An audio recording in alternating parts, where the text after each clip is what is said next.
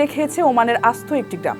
শুনতে বিস্ময়কর লাগলেও প্রায় ৩ দশক আগে এমনই এক ঘটনার সাক্ষী হন দক্ষিণ আল শারকিয়ার জালান বানি ওয়ালির বাসিন্দারা। সূত্রপাত প্রাকৃতিক দুর্যোগ থেকে, শেষমেশ বালিচাপা পড়ে যায় ওয়াদি আল মুর নামের ওই গ্রামটি।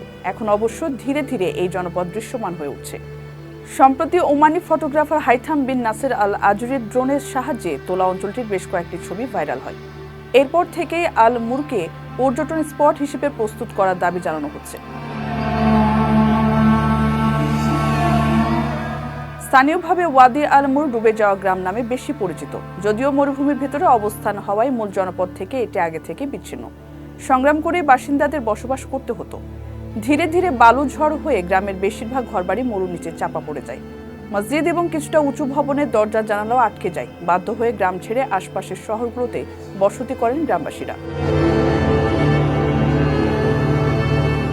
এখনকার প্রজন্মের অনেকেই তাদের পূর্বপুরুষের সে বাড়িঘর এবং ঠিকানা ঘুরে দেখতে সেখানে যান। যদিও ফটোগ্রাফার আল আজুরির মতে এই গ্রামটি একটি প্রাচীন প্রত্নতাত্ত্বিক নিদর্শন। সঠিক ব্যবস্থাপনা এবং যাতায়াত ব্যবস্থা উন্নত করা গেলে পর্যটকদেরও আগ্রহের কেন্দ্রবিন্দু হবে এটি। কারো কাছে স্বপ্ন পূরণ, কারো আনন্দের উপলক্ষ, আবার কারো জীবন পাল্টে দেওয়ার মুহূর্ত, কখনো জীবন বাঁচাতে সর্বোচ্চ গতিতে উড়ে চলা, কারো আবেগের শেষ মুহূর্ত, আপনজনের শেষ বিদায়ে শামিল হওয়া। এমন সব ইচ্ছে পূরণে সর্বনিম্ন ভাড়ায় দ্রুতগতির বাহন প্রবাসীর হেলিকপ্টার। আপনার প্রয়োজনে যোগাযোগ করুন আমাদের হটলাইনে।